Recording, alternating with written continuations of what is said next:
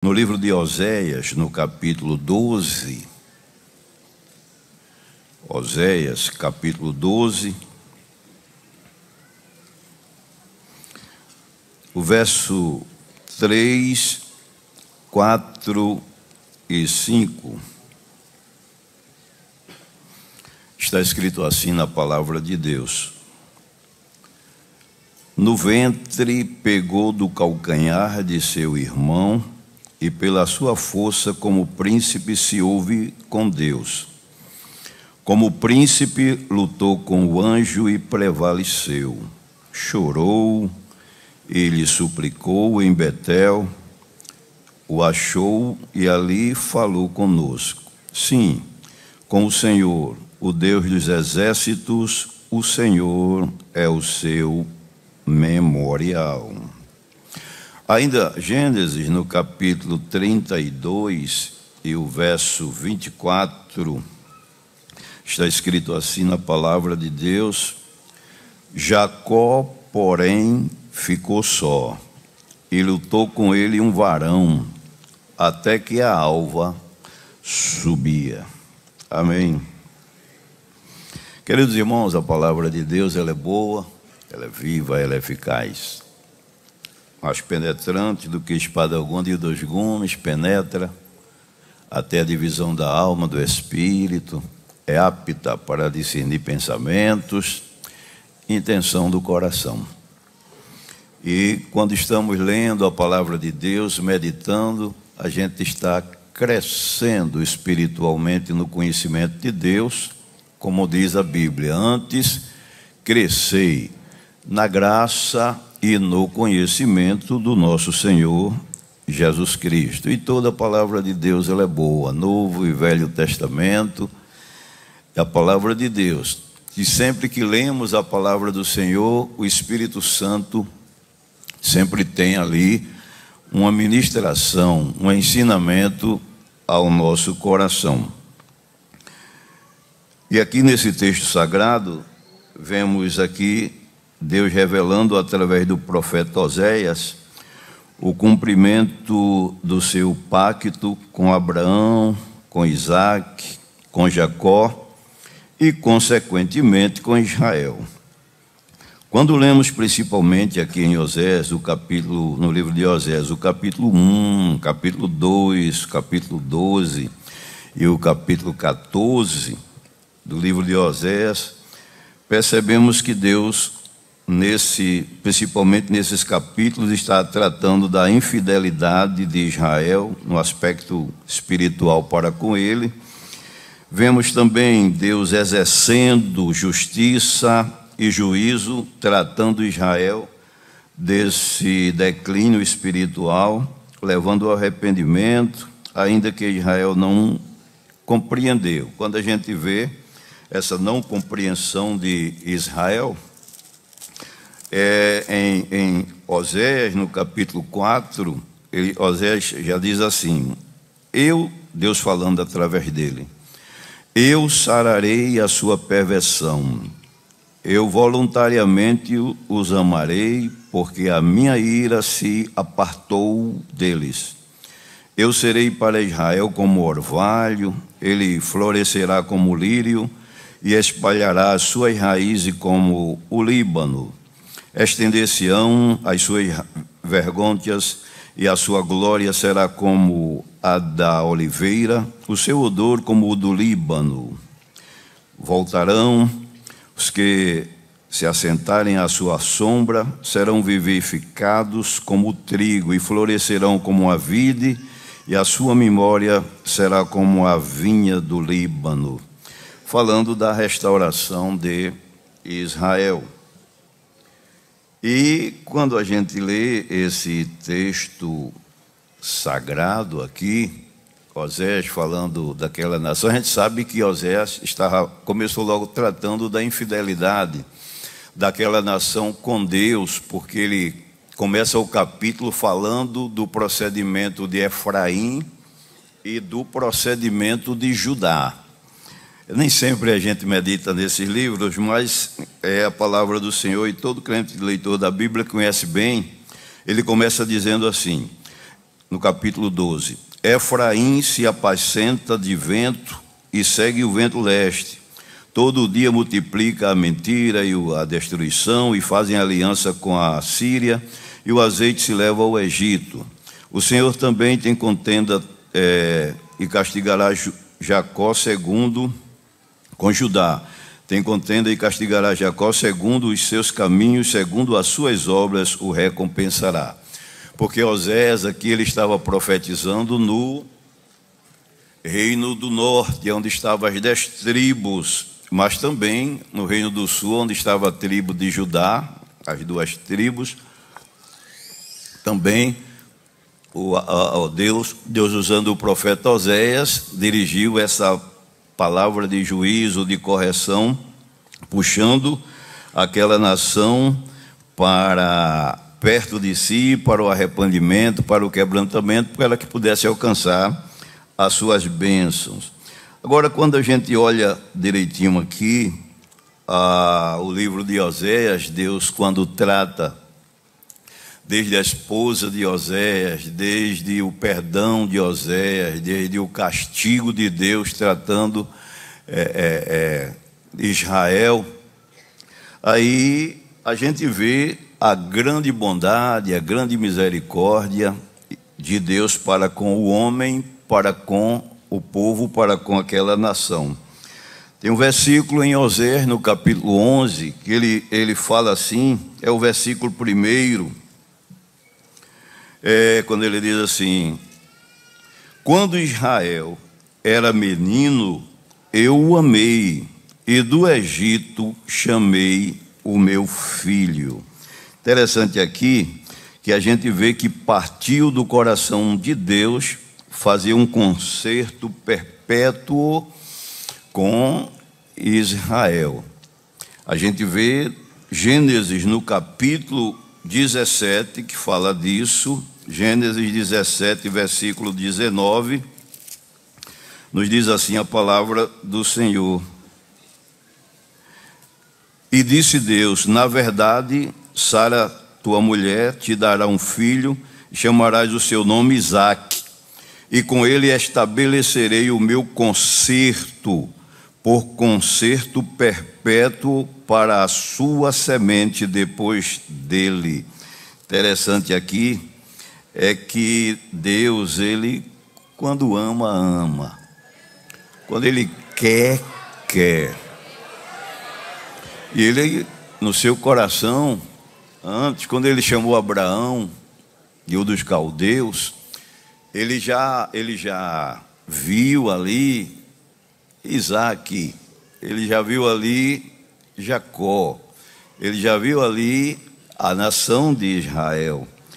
Quando a gente lê esse versículo do concerto perpétuo que Deus fez com Jacó e, consequentemente, a nação, a gente vê o profeta Isaías afirmando isso no livro dele, o seu nome, Isaías 41, e o verso 8. Eu acho bonito essa expressão de Deus com relação a Jacó e a Israel, quando ele diz assim no verso 8: mas tu, ó Israel, servo meu, tu Jacó, a quem elegi, semente de Abraão, meu amigo. Então, a nação eleita por Deus. O apóstolo Paulo, ele escrevendo aos Romanos, ele faz menção disso de uma forma até mais detalhada. Quando é bom ler, nós estamos estudando a palavra de Deus, vamos ler Romanos no capítulo 9, Romanos 9, e o versículo 11 a 15, ele usa a expressão seguinte: porque não tendo eles ainda nascido, nem tendo feito bem ou mal, para que, se tratando de Esaú e Jacó, para que o propósito de Deus, segundo a eleição, ficasse firme, não por causa das obras, mas por aquele que chama, foi-lhe dito a ela: o maior servirá o menor. Como está escrito: amei Jacó e aborreci Esaú. Que diremos, pois, que a injustiça da parte de Deus? De maneira nenhuma. Pois diz a Moisés: compadecer-me-ei de quem me compadecer, e terei misericórdia de quem eu tiver misericórdia.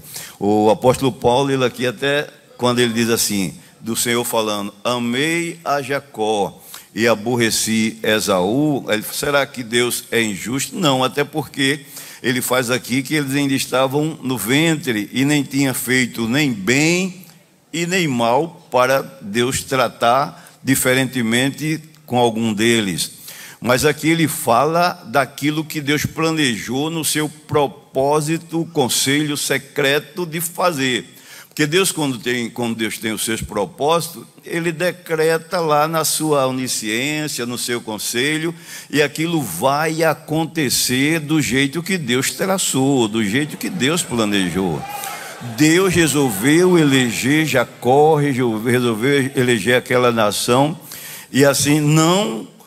quando diz aqui que Deus seja injusto, é porque quando a gente lê, vê, acompanha o procedimento de Esaú, Deus o rejeitou, não foi nessa situação aqui, não. Todo mundo sabe que Deus rejeitou Esaú por causa dos procedimentos dele, dos atos dele, do desprezo dele a Deus e às coisas de Deus. É tanto que a Bíblia diz que lá em Hebreus, não sejais fornicário ou profano como Esaú, que pelo um prato de lentilha desprezou, vendeu a sua primogenitura. Então, Esaú foi rejeitado por Deus pelos seus procedimentos, pelos seus caminhos, pela sua vida pecaminosa. Mas aqui, como a gente está se referindo a Jacó, é bom lembrar que essa correlação que o profeta Oséias faz com Jacó e ao povo de Israel, sabe-se que Jacó foi pai de 12 filhos, que se tornou as 12 tribos de Israel, e também o relacionamento de Jacó com Deus se afina muito, se assemelha muito com o relacionamento da nação, do povo de Israel com Deus. Vemos que Jacó, na hora do aperto, sempre se quebrantava diante de Deus. Todo mundo, quando acompanha a vida do irmão Jacó, a gente vê que Jacó teve muitos altos e baixos. Jacó é fruto da grande bondade e misericórdia e graça de Deus, assim como Israel também. Agora, Deus, quando a gente começa a ver aqui a palavra do Senhor, por exemplo, em Oséias 12, 3 e 4, na oração de Jacó, como estamos lendo aqui, a gente vê o seguinte: no ventre, 12, 3 e 4 diz, no ventre pegou do calcanhar de seu irmão, e pela sua força, como o príncipe houve com Deus, como o príncipe lutou com o anjo e prevaleceu, chorou, e lhe suplicou em Betel, e o achou ali, falou Deus conosco. A gente, quando vai lá para Gênesis, que já li, em Gênesis no capítulo 32, recapitulando aqui, a gente vê a oração de Jacó, uma expressão que nos chama a atenção, quando ele diz assim, por exemplo, 32 e 10, na oração ele diz assim: menor sou eu que todas as beneficências e que toda a fidelidade que tiveste com teu servo, porque com meu cajado passei este Jordão, e agora me tornei em 2 bandos. Ele faz esta oração. Nesta oração aqui, quando a gente vai analisar, a gente vê que é uma oração de um crente quebrantado, de um crente que está ali rendido diante de Deus e reconhecendo a sua situação, quando ele diz assim: menor sou eu que todas as beneficências e que toda a fidelidade que tiveste com o teu servo, porque com o cajado passei e agora estou endosmando. Ele está dizendo assim: ô Deus, eu não mereço nada de ti. Tudo que tu fizeste comigo, Deus, é por causa da tua beneficências que eu estou abaixo dela. Essa oração que Jacó está fazendo aqui, ele já passou por um certo tratamento de Deus na casa, no período que ele passou na casa de Labão. Deus, ele promete as coisas aos seus servos, mas antes de cumprir, tem um período de um tratamento com Deus. Jacó, quando partiu de casa, da casa do seu pai Isaque, Jacó partiu porque ele era muito vigoroso, ele partiu com muito vigor, com muita esperança, com muita força, com muito entusiasmo. E quando ele tem o primeiro encontro com Deus, já falei rapidamente sobre isso em ocasião passada, a gente vê que no nosso julgamento, Deus vai descartar Jacó. Mas o amor de Deus vai além da nossa compreensão. Porque o primeiro encontro com Jacó, eu sempre digo que não foi ali em Luz, em Betel, ainda em Beceba. Foi quando ele estava na presença do seu pai, correndo para receber aquela bênção rápida no lugar de Esaú, e que ali a sua mãe disse um negócio a ele: Jacó, vem para que teu pai te abençoe.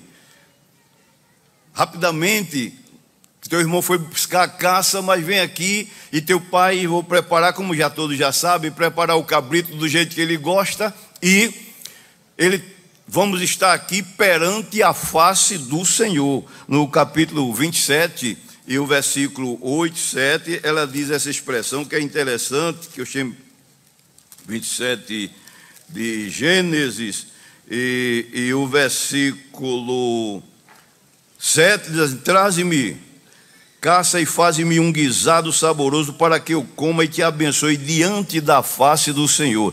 Ali era já Deus dizendo: eu vou cumprir meus planos, meus projetos, através de você vou levantar essa nação. Sobre entre linhas a gente vê isso, mas quando ele chegou naquela empolgação, não se deu por conta que Deus estava ali.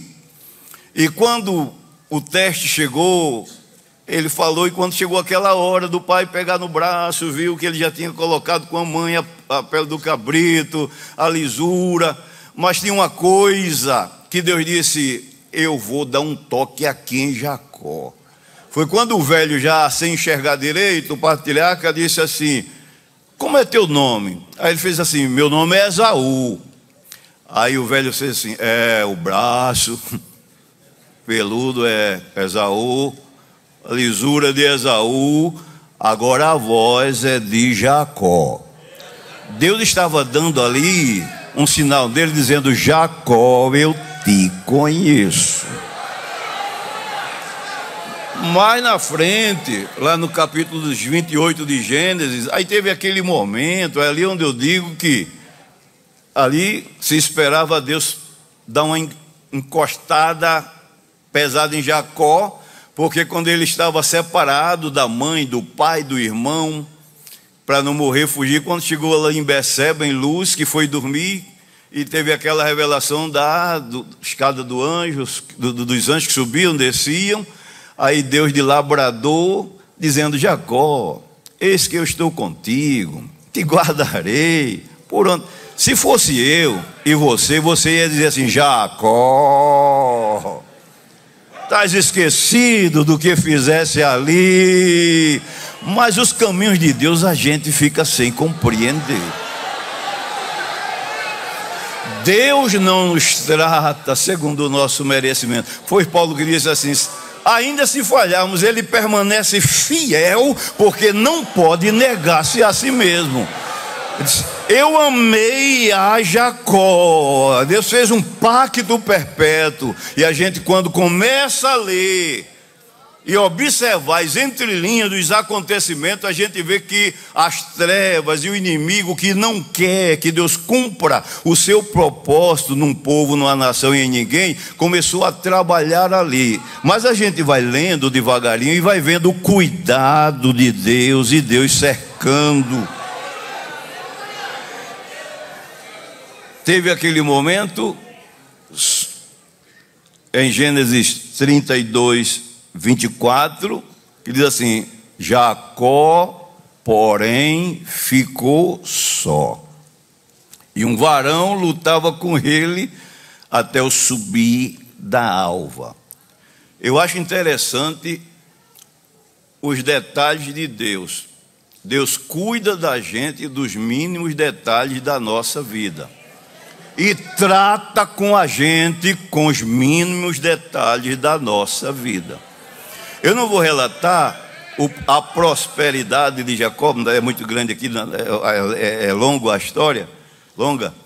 Mas Jacó, quando saiu dali, foi para a casa de Labão, encontrou Raquel, e logo se engraçou dela, e foi lá na casa de Labão, e pediu Raquel em casamento, pagou o dote de 7 anos, mas foi logo enganado para trabalhar, veio mais 7, 14 anos, depois mais 7 anos trabalhando para receber o salário das ovelhas que cuidava de Labão, e Deus tratou Jacó na casa de Labão, porque Jacó,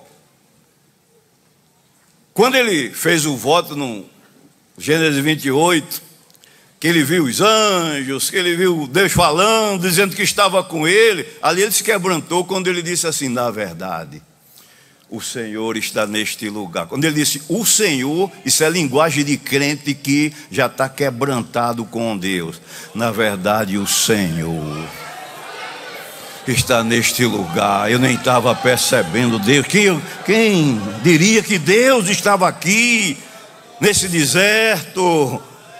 E eu não sabia. Aí foi quando ele fez aquele voto: se tu me der pão para comer, vestido para vestir, for comigo nesta viagem, de tudo te darei. O Deus fez o dízimo de tudo que me der, fez aquela petição a Deus, exigência a Deus. Deus é fiel. Porque é assim, o pensamento do crente deve ser esse: se Deus me der, eu adoro a Ele do mesmo jeito. Se Deus não me der, eu adoro a Ele do mesmo jeito.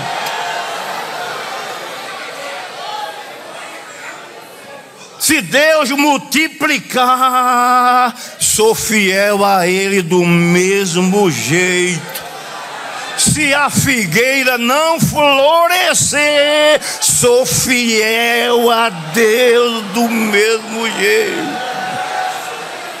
Foi Abacuque que disse, não foi ainda que a figueira não floresça, no curral não haja vacas. Todavia me alegrarei no Senhor e exultarei no Deus da minha salvação.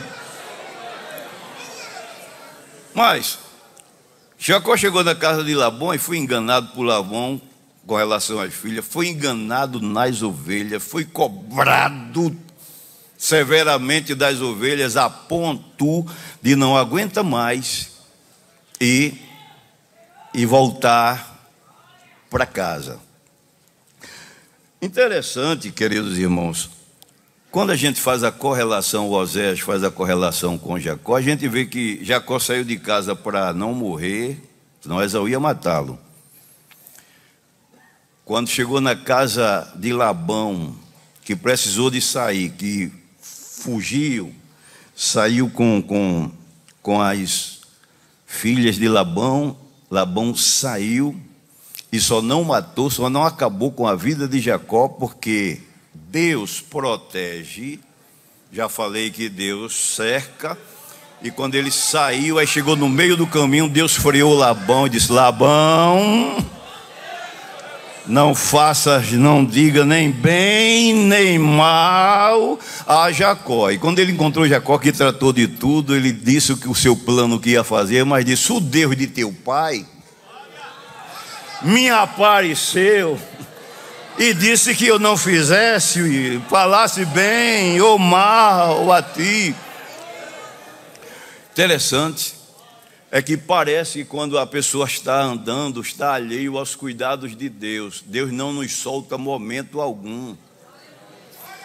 A gente é quem às vezes se esquece que Deus está diretamente, diuturnamente, sempre ligado nos cuidados com a gente. E muitas vezes você nem sabe o que o inimigo está planejando para acabar com você, com a sua vida. Mas Deus freia ele no caminho. Labão ia impetuoso, aí Deus disse: freia, Labão. Não faz isso que está no teu coração, nem bem, nem mal. Agora, não dá tempo de demorar muito aqui, para não ficar aqui nesse ponto só. O que me chama a atenção é que quando Jacó ficou só, lá no Val de Jaboque, aí Deus chegou.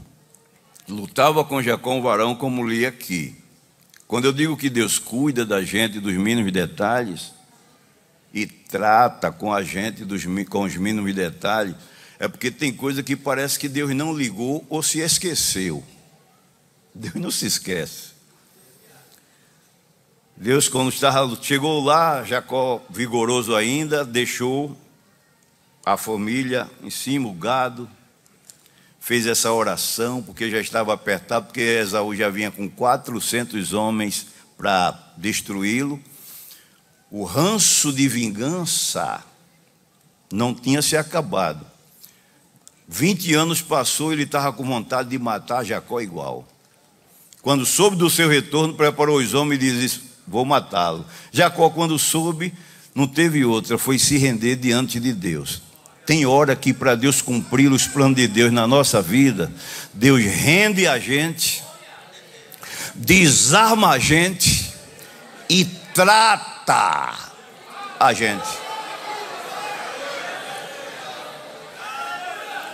Os estudiosos dizem que ele começou naquela luta corporal, e eu até acredito assim, entendo assim também, mas no meio da briga, foi a noite toda, ele lutando, foi descobrindo que aquilo lá, ele não era um homem normal, porque ele, no seio, de troca de mãos e braços até, daqui a pouco ele foi notando, quando ele percebeu que não era um homem normal, aí a linguagem dele mudou, ele agora foi só agarrar e dizer: eu agora não te solto, enquanto tu não me abençoares. Como ele era vigoroso, quando o anjo, o Senhor ali era o Senhor, começou a testar a resistência de Jacó. Aí quando ele menos espera, aí Deus faz a pergunta de 20 anos atrás: como é o teu nome? Lá em Betel, eu digo sempre, ali foi a manifestação dos dons, que mexe com a nossa emoção, nossos sentimentos. Mas ali no Val de Jaboque foi Deus tratando Jacó com o fruto do Espírito e suas características.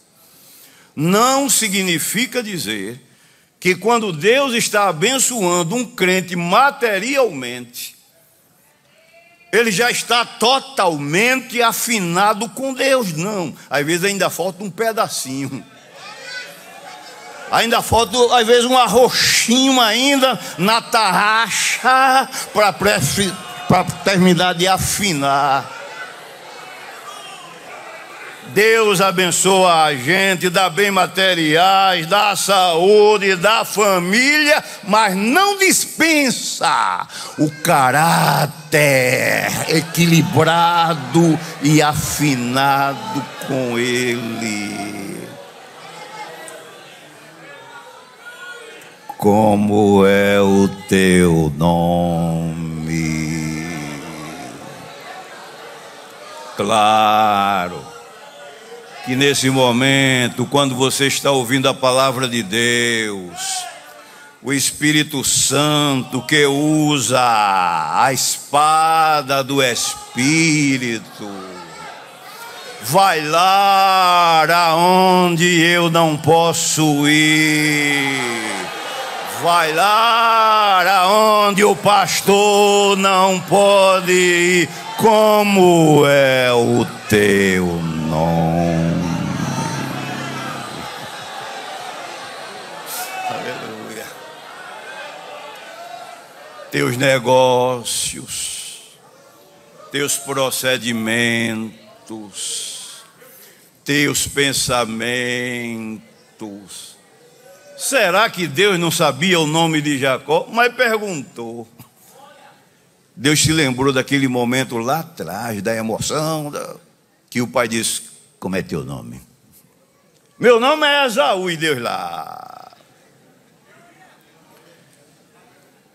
Salmista no Salmo 139, ele disse: Senhor, aleluia, tu me sondaste,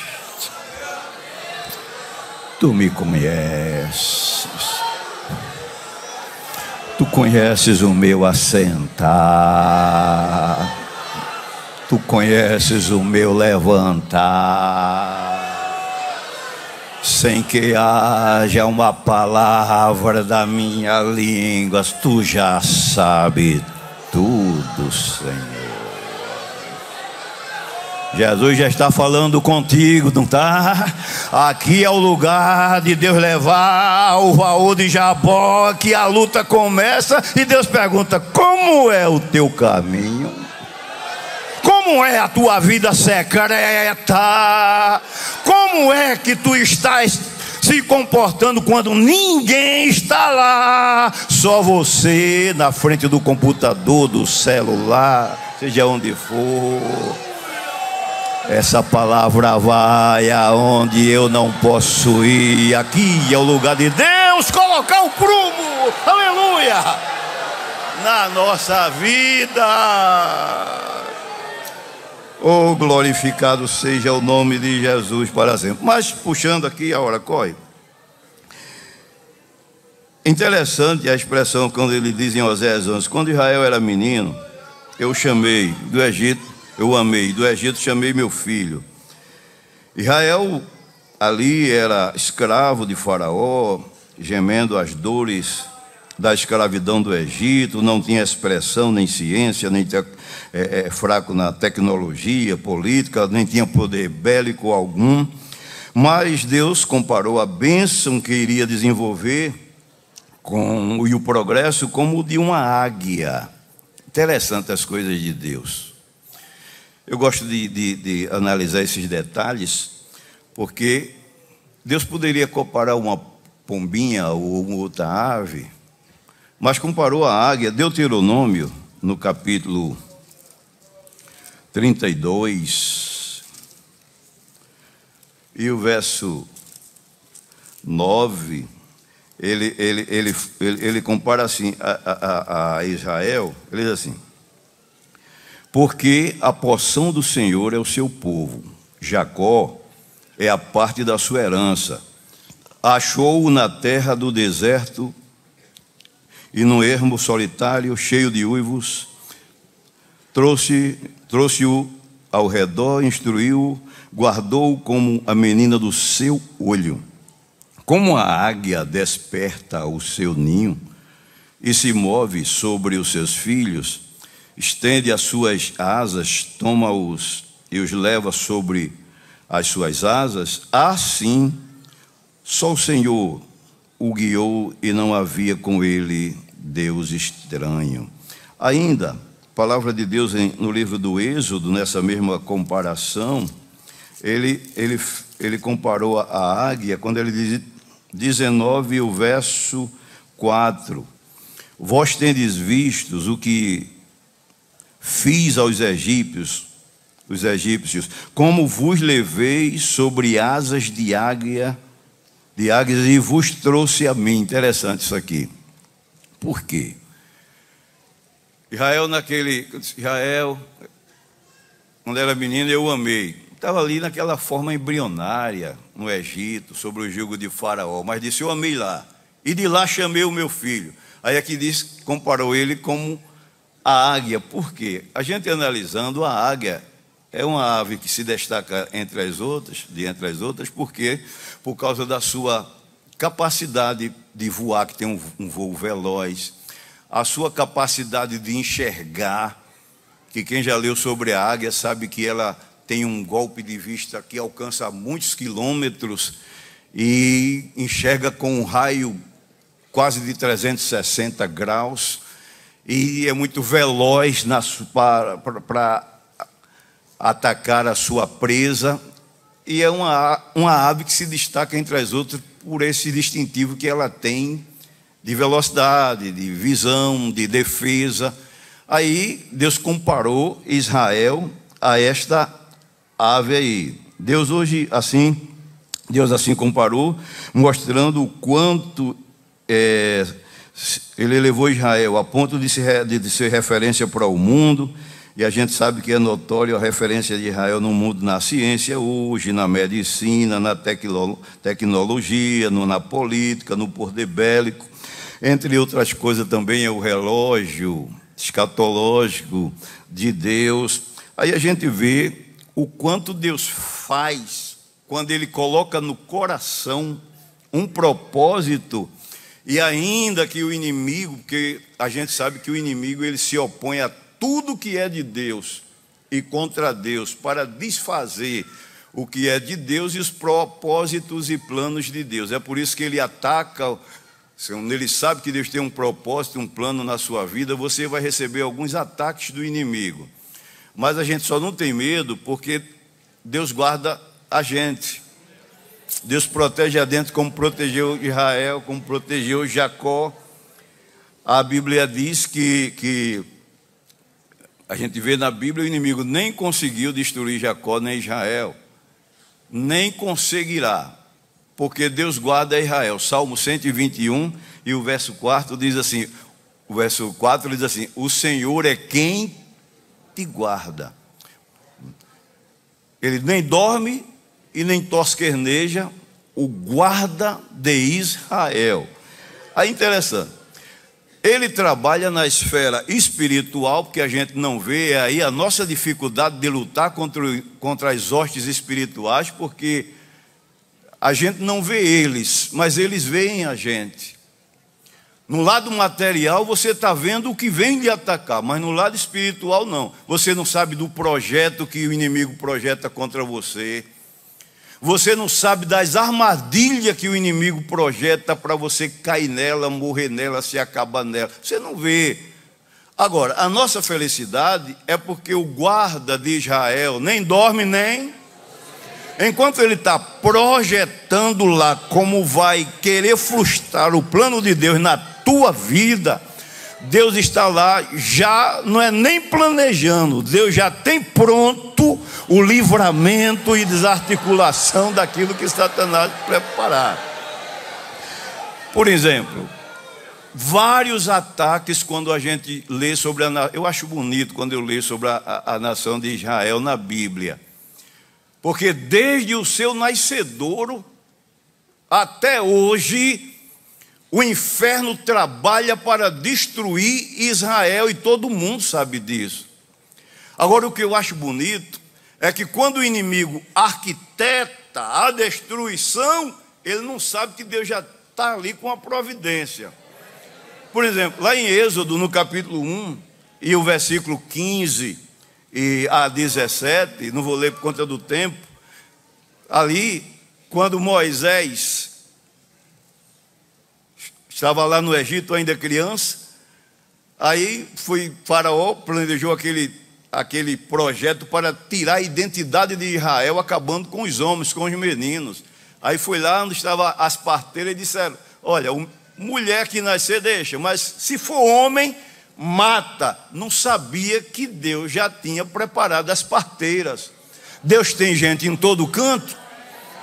Aí quando o menino nascia, ela deixava o menino vivo, e quando o Faraó chegava, ela dizia, é que são vivas as hebreias. Quando a gente vai fazer o parto, o menino já nasceu. Aí Faraó, tomado pelo ímpeto das trevas do inimigo, disse: então já sei, lança os meninos recém-nascidos todos lá no rio Nilo. Aí está ali no meio Moisés. Só no verso 1 e 22 de Êxodo, que quando, e seguindo o capítulo 2, colocaram a cestinha de Moisés, preparado pela mãe. E Moisés dentro, na correnteza do Nilo, é aí onde eu vejo o trabalhar de Deus. Uma correnteza daquela, os crocodilos não foram atrás, e no conselho de Deus, Deus trabalhando, aí vai na filha de Faraó, diz: vai lá para a beira do rio, e vai tomando conta da cestinha por cima das águas, protegendo. Deus guarda Israel. Deus é Deus no céu e Deus na terra. Agora o detalhe que eu acho bonito ali é que quando a cesta se dirigiu e a filha de Faraó viu, que mandou tirar, que quando chega na frente dela parece ver o anjo dizendo: chora, Moisés. Aí Moisés começou a chorar. Quando ela olhou, parece ver: ô menino lindo. O coração dela se compadeceu. Eu não sabia que era Deus. Satanás chega depois, Deus chega primeiro. Esse aí não vai morrer.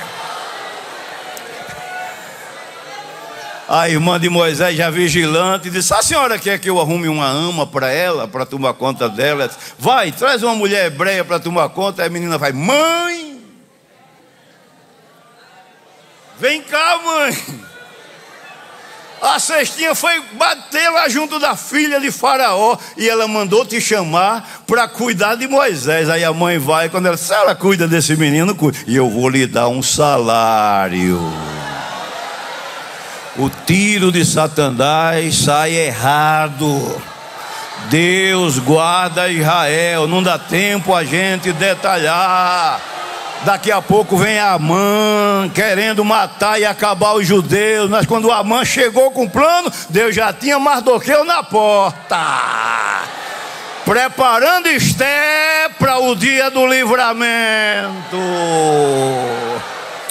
O Senhor dos exércitos está conosco, e o Deus de Jacó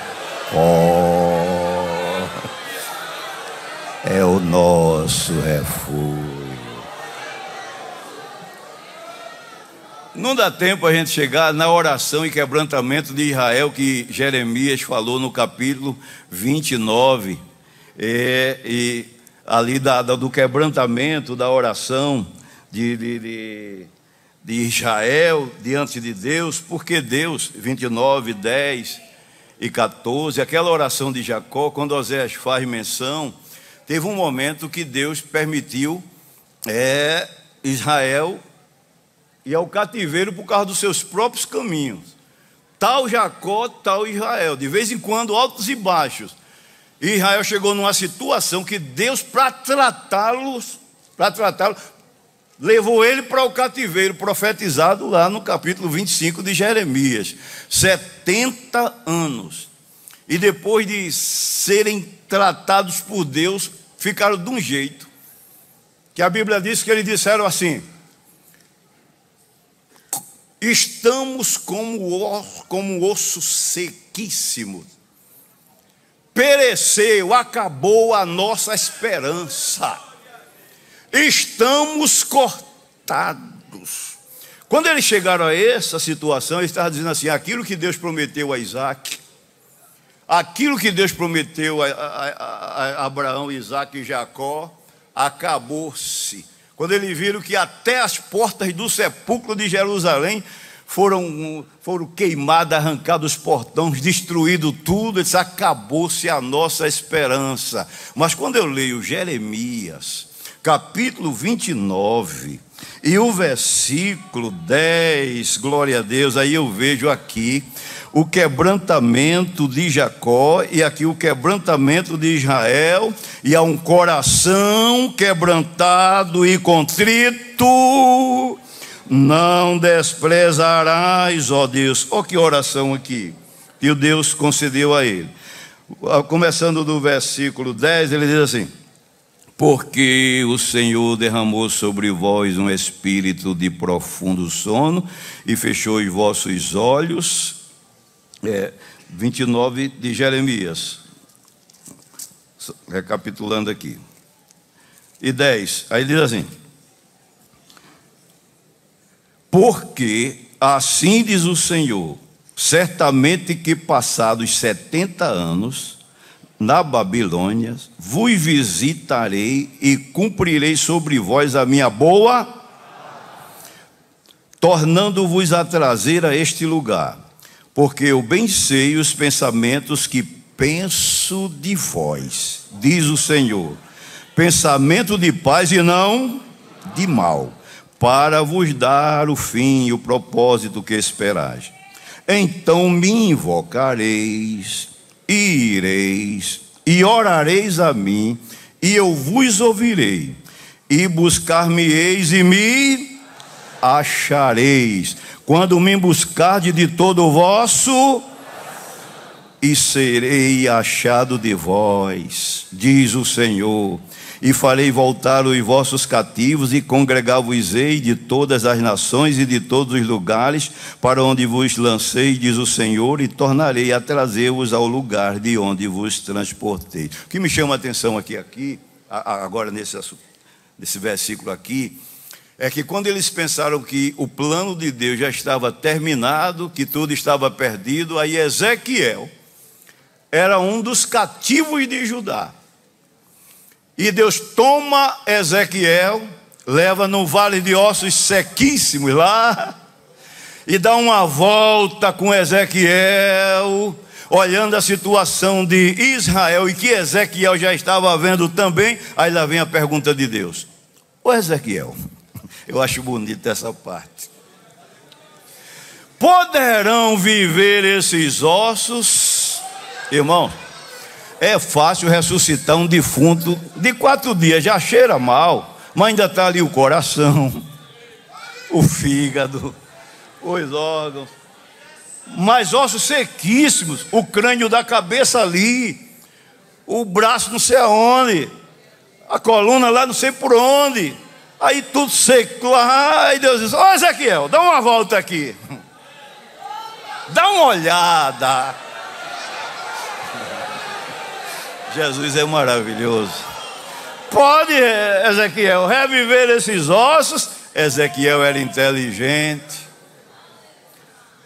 deu uma resposta inteligente: Senhor, tu sabe, porque Deus chama a existência as coisas que não existem. E ele disse, e ele me mandou profetizar, dizendo que vinha os ossos, ia se juntar aos seus ossos, aí vinha a carne, vinha nervo, vinha pele, mas ia continuar morto, mas ele ia colocar o espírito, ia se reerguer e fazer um grande exército. Aí, como ele me mandou fazer, eu profetizei. Ele disse: e quando eu profetizei, foi um rebuliço, era cada osso se juntando ao seu osso. Veio coluna, veio cabeça, veio os braços, veio a carne, veio os nervos, veio a pele. Depois entrou o Espírito e fez-se. Deus não quebra seu pacto com aquele que ele faz. A gente é quem quebra o pacto com Deus. Não dá tempo muito falar sobre esse assunto, mas já que você está ouvindo a palavra de Deus, ouvindo sobre a bondade, sobre a misericórdia de Deus, às vezes você está num culto como esse dizendo: eu sou um osso seco no vale, de ossos sequíssimos. Como está dizendo, para mim não tem mais jeito. Você veio ouvir essa palavra de Deus hoje. Se depender do inimigo, os planos já estão todos terminados. Mas Deus disse a Ezequiel: ô Ezequiel, poderá viver esses ossos? Recebe a palavra de Deus nesta noite. Para Deus não tem impossível, para Deus não tem nada perdido. O inimigo derruba, Deus levanta. O inimigo destrói, Deus constrói. O inimigo diz que não tem mais jeito, mas a gente diz como Jó: ainda que ele me mate, aleluia, eu fico esperando por ele. O Senhor dos exércitos está conosco, aleluia. O Deus de Jacó é o nosso refúgio. Amém.